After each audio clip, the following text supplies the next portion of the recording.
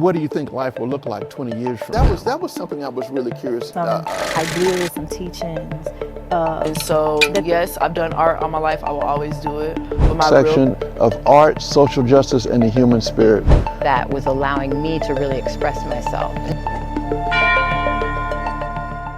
Hi, I'm Douglas Bell, and I want to welcome you to another episode of Ringing the Bell, where we are having real conversations with amazing artists who are pouring their creativity into celebrating the human spirit. Their stories will inspire you, move you, and even transform the way you see your world. Today, my guest is a poet who reminds you of why poetry matters more than ever.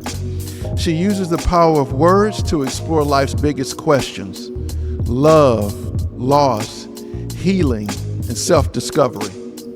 Her poetry shows us this timeless art form lets us process emotions and connect with others to find meaning in our life experiences. If you've ever wondered why poetry still has the power to move us, then you're in the right place. I want to welcome my guest, Courtney O'Banion-Smith. Apology with gratitude. You bask in the blinding balm of a sun that warms your wind-chilled skin while you wait in line to cast your vote, to make yourself feel a certain way at the beginning of the end. You look through your narrow lens of bias, dizzily searching for the thing you think is truth on the ballot screen. There's no chance for redemption when you know, and you know you know, and you go despite what you could do differently. I'm sorry, you say to the future, as you lift a plastic bag of diet sodas into the back of your hybrid automobile. I'm sorry, you say to the future, as you carry the blue recycle tub to the curb. I'm sorry, as you run the sprinklers, empty the dishwasher, burn the burgers, drag your finger over strangers' feeds. I'm sorry, as you scramble yolk and albumin, the culmination of multitudes, evolved from feathered dinosaurs to end up as your breakfast. I can't say we didn't know, you say, stirring the cage-free progeny as it fries in butter in your Teflon pan. We keep pretending, you say, and believing. You take another bite of the fragile, broken present. Hey, Miss Courtney. Well, hello, Douglas. How you doing? I'm good. I'm so excited to be here. Well, I want to tell you thank you for being here today. Thank you for inviting me. Yeah, this has been good. Well, I want to tell you I enjoyed that poem. Thank you. Yeah, I when we first met, last year at a Right Space event. That's right. Talking to you, you really, your work really resonated with me. And so I just felt like this was a wonderful opportunity for us to talk some more and just to get to know each other. Yeah. And so what inspired your first poem? Well, I'll be honest with you, I don't remember because I've been writing them since I was a little girl. Really? Yes, I always loved nursery rhymes. And I believe that's probably how it started. I wanted to write my own stories because I didn't quite like how some of the fairy tales ended up. And so I think that's how it began, but I can't pinpoint the exact first one because I just feel like I've always done it, if that makes sense. So now is Infidelity, is this your first book? This is my first full manuscript. Yes, this is my first manuscript. Okay. Yeah. So how long did it take you to write? This? I don't want to discourage anybody, but there's poems in there that are from like 20 years ago. Okay. No. So the moral there is never give up. It's never too late. Right. It's never too late. Right. And so, what is the overarching theme? Well, I typically ask people if I say the word infidelity, what do you think of when I say infidelity? Well, the relationships between intimate partners. And not faithful. Okay. Right? Infidelity, yes, right? Yes. But if it's two words, which it is on the cover, infidelity, it can be taken both ways. You want to be infidelity with someone, you want to be in truth, right? You want to be honest, and you want to be fully present. And so there are 3 sections of the book, and every iteration of that, there's infidelity 1 word, there's infidelity 2 words, right? And then there's just fidelity. And each section examines that in a different way. One is a story. Two sections tell stories, so that all the poems connect into a bigger overarching. They stand alone, but also tell a story. And in the beginning, they're more of one-offs. But it's always: are we true to ourselves? Are we true to the past? Are we true to others? If we tell our truth, is my truth the same experience you had? Do I have a right to tell my truth if you don't agree with it? So I'm looking at that. I think that's what I'm doing in my work. Wow. Is that. Yeah. Okay, out of the things you just said, the right to tell my truth. We always have that yes, right, we though, do, right? but not everybody thinks we do. Not everybody thinks that we have the right to tell our truth. Okay. Right? Okay. I agree with that. Yeah. I do agree we with that. absolutely have the right to tell our truth. And that's something I'm very passionate about, actually, is to remind people you have a voice and it's unique. We're always working on honing our voice, right? As writers, as creatives. But everyone has a unique story that no one else on the planet can tell because no one else has had your life. True. No one else has had your experiences. I grew up in the same household as my siblings, but their version of that, their story is different than mine. Right. It's very different interpretation because my relationship with them and my relationship with our family, other members of our family, was different, right? Correct. So my version may not jive with my brother's version or my sister's version, right? But I have a right to tell it, right? So with being as conscious of that as you are, how do you think your writing has evolved? I'm braver over time. I'm braver. Yeah.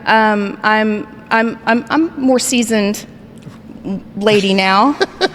I've lived some life, and I'm less afraid to tell it how I see it. Correct. And I'm more willing to talk about the things that you're brought up not to talk about. Right. Especially in the country, especially as a woman, especially, Correct. I'm more willing to put myself out there for others. And so over time, I'm also always working on my craft. I'm always reading more. I'm always learning more. I'm getting out there. I'm sharing my work. I take it very seriously. Correct. It's serious fun. Yes, it's serious. That's a good way of looking at it. It's serious fun. Yeah, it's serious fun. I feel the same way too. It's serious fun, and you're right. You have to take it seriously, and I agree with you. You have to see this as a craft, as a honing a skill. If these things are just meant to be some one-off, you kind of then me and you are talking about two different things. Well, there's expression, and I think everyone should express themselves, and that's a starting point. Everybody starts there. I started there. We all start there. I mean, everybody still starts there. Right. But then the honing, the crafting, the making of the thing, that is next level. That's the serious part. Right. That's it. And also too, putting a butt in the seat. Yes. Every day. Yes. Butt and chair. Yep. Is the serious part. Because you don't always want to, even though you love it, you don't always want to do that, right? That is or so have true. the time. You have to prioritize it. Yeah. And absolutely. That's true. You have to make the time. So when you think about your work and you think about, how it has evolved and how it has changed, what is it that you would like to see readers get from this work? What do you want them to walk away with? From my work? I want them to walk away with connecting, with seeing that the more particular someone's story is, it's simultaneously more universal. Oh. The more you tell your story, the more people are more likely to connect with it.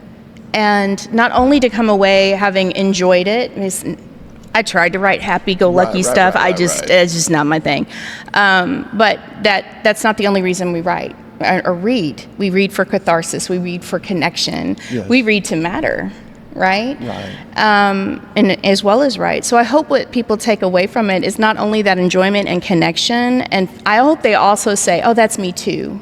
They feel seen in a way, and that it's okay to write about that if I want to write about that. That's what I hope people take away from it. Yeah, and that's interesting that you take that and you kind of flip that the reader wants to be seen. I talked with another artist who talked about him wanting to be seen, but you're really conscious. You're making a conscious effort to make sure that other person is being seen. And I do think that is extremely important, that the artist is either, in terms of poetry, is able to articulate that. I think we all do want to be. I wouldn't put my name on my stuff if I didn't want to be seen, right? Right. I wouldn't put my name on it if I didn't care. Right. I take my work seriously, right? And I want to be associated with my work. I wouldn't put anything out there I didn't want my name on, right? But I'm also conscious that if I didn't want to share it with the world, I would keep it in my journal. Right? Okay. If I didn't want to be seen, I wouldn't put it out there. But I feel like there's so much, I guess for a long time I didn't feel seen, right? And so I feel like my writing is for the person, for anyone who's never felt like they haven't been seen. Like these topics, you don't have to have a big topic. Yeah, right. You don't. But your life's worthy of writing about. Right? And so if I'm writing about this and you connect with it, so can you. Correct. I really do feel that everyone is creative. Everyone is creative. Even people who say, I'm not creative. Yes, you are. Yes, you are. You are. Everyone is creative. If you made a meal or if you ever made a bed, you're creative. Even a spreadsheet, which I hate to admit can be a beautiful thing. You know, there's different ways to be creative. And so I'm always kind of fighting that because I think the world is trying to kill that, is always trying to squash that. And so I do hope my writing inspires other people to write or to create. I do agree with you, and especially today, I think there is a effort to push down everyone's uniqueness. For sure. And everybody kind of needs to be the same. So I think your words are right on point with that. And with that being said, well, before I go to that, let me ask this question. When we met, you talked about disability. Yes.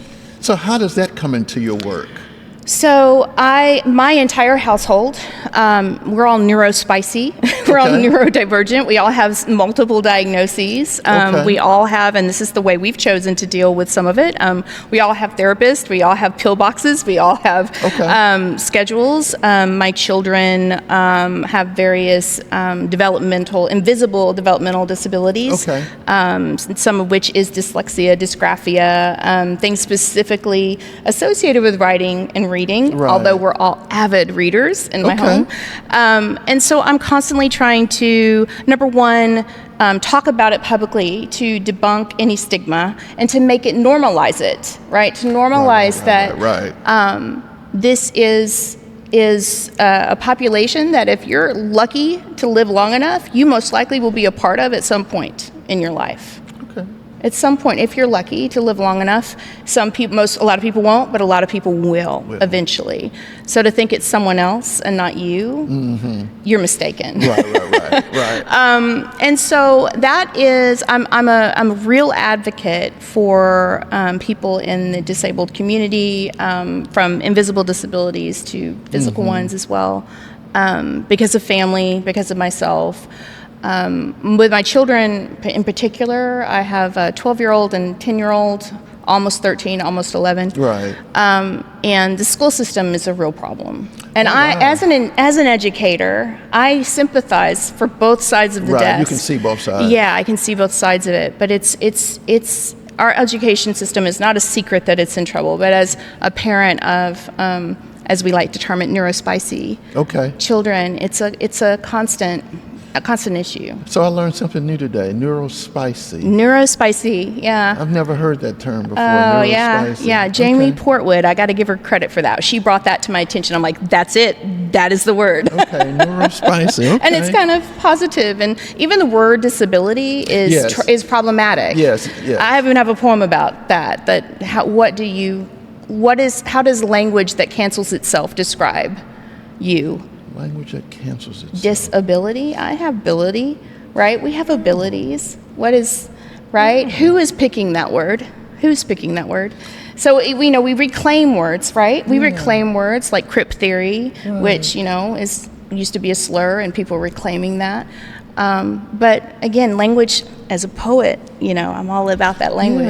I'm loving this conversation because you are spot on with the power of words, and I just think we pass right by it some days and don't even recognize what we're hearing, or maybe the impact on us of what we're hearing and It's the seeing, water or we not- swim in. yeah, or not stopping to pay more attention to the word, to kind of break it apart and maybe understand intentionality behind it. Who sets the paradigm? Yes, Who sets the paradigm of the language? yes. Right. And the water we swim in normalizes things. So that's why I'm like, yeah, I'm going to bring it up because I want to normalize it differently.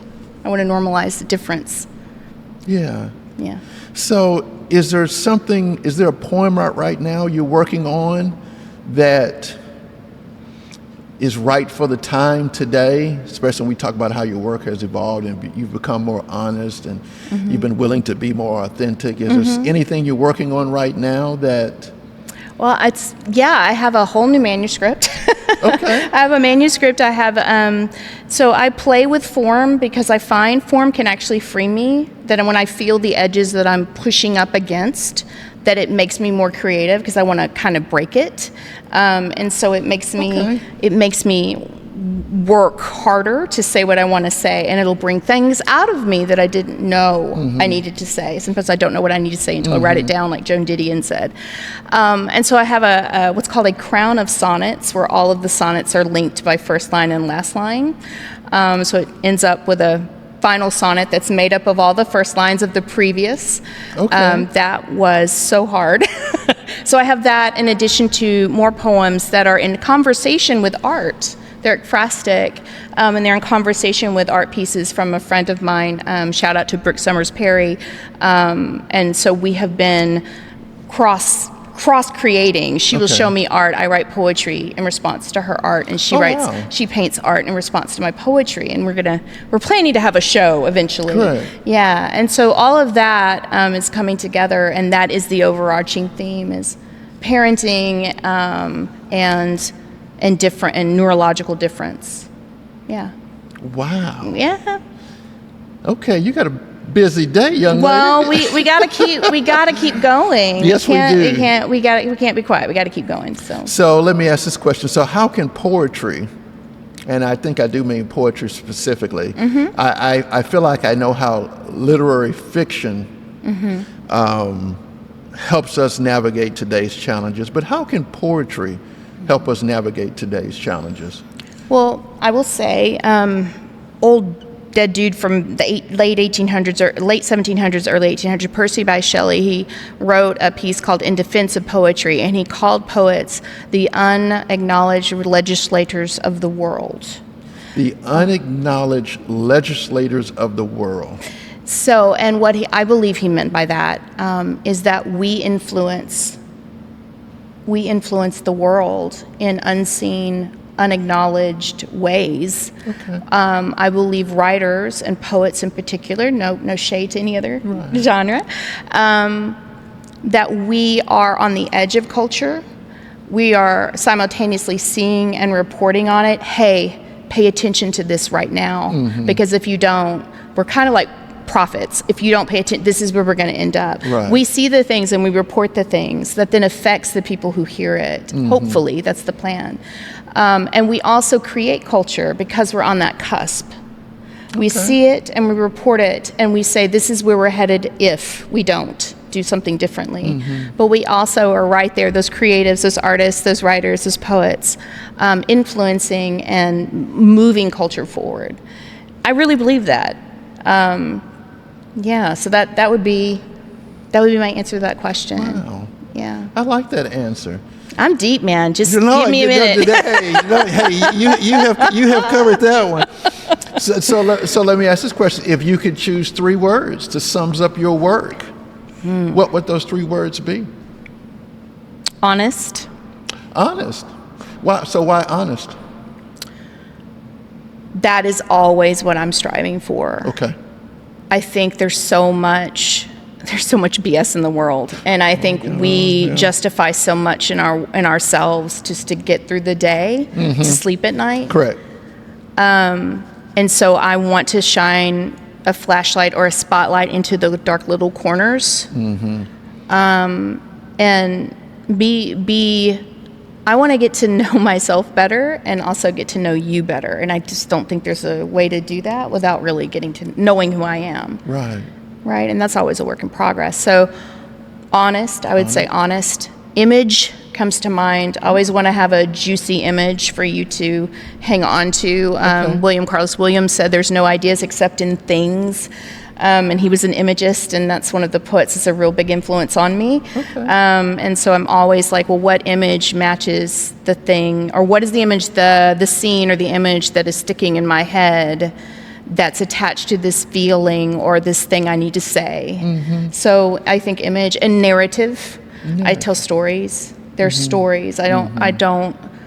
I hope you see a scene. I hope you feel the emotional truth of the what's happening, and then I hope you're changed as much as I was by the time you come to the end of the piece. Just like I would think with a book or with a painting. Rothko. I studied the Rothko Chapel quite a bit and those paintings, and he said he wanted people, when they saw those pieces, to experience what he felt as he made them. Yes. And that has stuck with me. I think that is also what I try to do in my writing. So yeah, honest, image and narrative. Yeah, okay, I like those three answers. That's good. Oh well, I'm so glad you approved. Yeah. No, I like that. So for someone who's new to poetry, where do I start? Because poetry, I guess, like all things, but poetry has, to the point you made earlier about breaking the form, or knowing where to break the form in order to maybe create something new.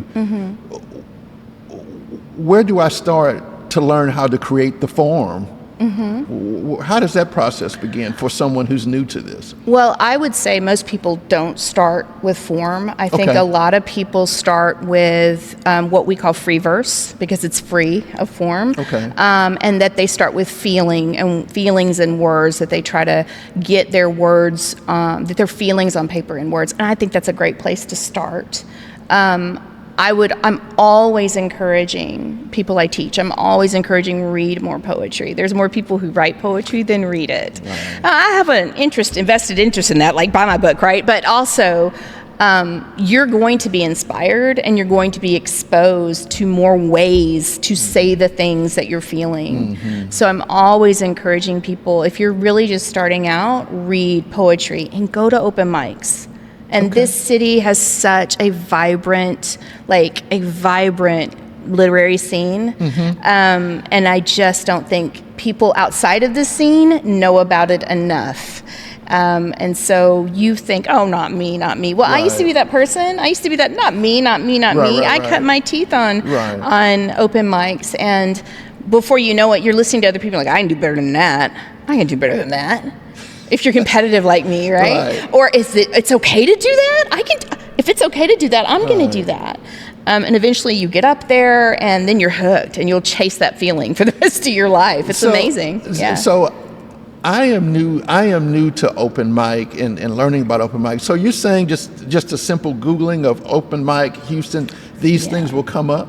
Well, there's a couple of ways to go about it. Facebook, I have very complicated feelings about Facebook, but there's a lot of people who put events there. And if you just look up open mics or poetry on Facebook, Eventbrite is another place. I am part of the kind of the team that is keeping First Friday's poetry reading series going in Houston. It's been around since 1975. It's the longest running open mic in Houston.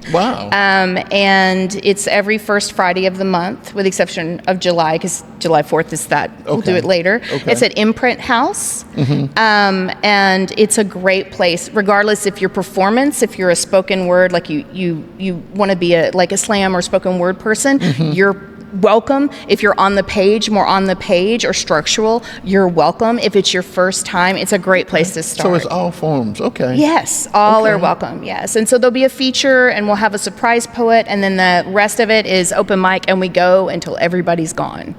Everybody gets a chance. So Everybody gets a chance. Yeah, if you're still there at the end of the night and you put a check mark by your name, you're going to go. So once you're in this, just kind of this, I'm just curious on this last little bit. I want to come back to publishing your poetry. Can you touch on what that took, how you went about doing that, maybe some of the pitfalls that someone who wants to publish should look out for? Sure. So I went a route that I don't think everybody needs to go. I have a Master of Fine Arts in Creative Writing. So I was very serious and went to, and got accepted into a program at Texas State University in San Marcos. Okay. But not everybody, you don't need to do that. I would say to anyone who's writing who wants to start publishing, there's so many more avenues now. I would start first, I would get into the community and find out who's accepting submissions to their literary journals right now. Again, I don't mean to plug it more, but First Fridays is always anybody having announcements, and there's always someone, we're accepting work right now. And they want fresh voices. They want new perspectives. And they're very encouraging to new writers, right? So I would start by looking for calls for submissions, start following literary journals in your instant media, on your Instagram or your social media. Look for literary journals, start following them. They will make calls for submissions. That's how I would start. You can also self-publish. You can start a blog. Like if you really just want to get recognized and get your words out there. There's so many different avenues.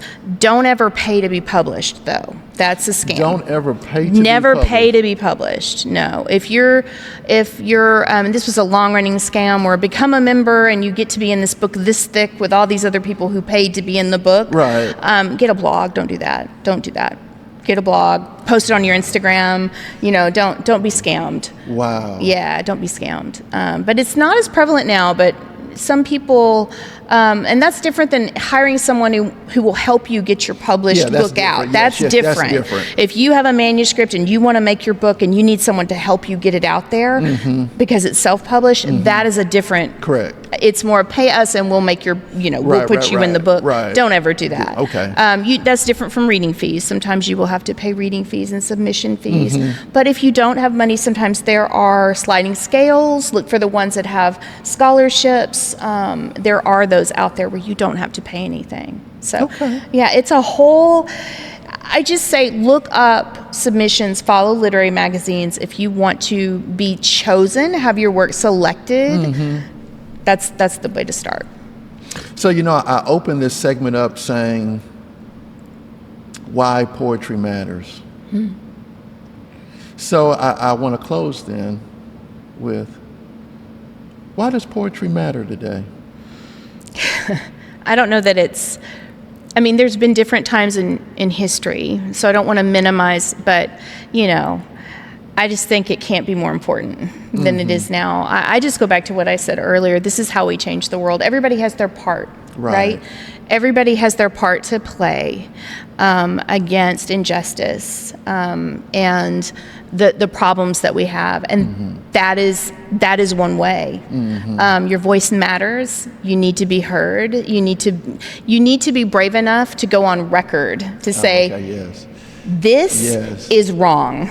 Yes. And I'm with them. Yes. I'm with them. Yeah. And this is wrong, and this is what I see, right? And as Shelley said, unacknowledged legislator of the world, you change, and you're in a space. And now with virtual, maybe someone's listening and hopefully hearing, I have something to say. Right. I want to say it, and I want to get it out there. And willing to go on record. I'm willing to go on record. One of the things that I'm always conscious of is when I'm in a space, this is part of the reason why I'm involved with open mics, I want to create a space where those people can come and say their piece and go on record and be heard, because it makes a difference to the lives of the people in that room. Right. And those ripples don't stop. Correct. Right? Wow. So that's why it matters. Courtney, I want to tell you thank you for coming. Thank you for having me. This was a really good conversation. Well, I enjoyed it. Thank you for doing this. So where can someone find you on social media? I am at C. O'Banion-Smith. On social media, just look that up. I'm on most of the platforms. Okay. Or CObanionsmith.com is my website. And yeah, follow me. What did they say? Like, subscribe, click that bell. Yes, Douglas exactly Bell, right. click that bell.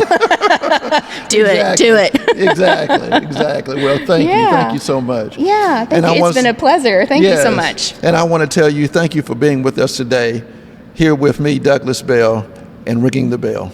If this conversation spoke to you, don't keep it to yourself. Drop a comment below and let us know your favorite part of the interview, or share what poetry means to you.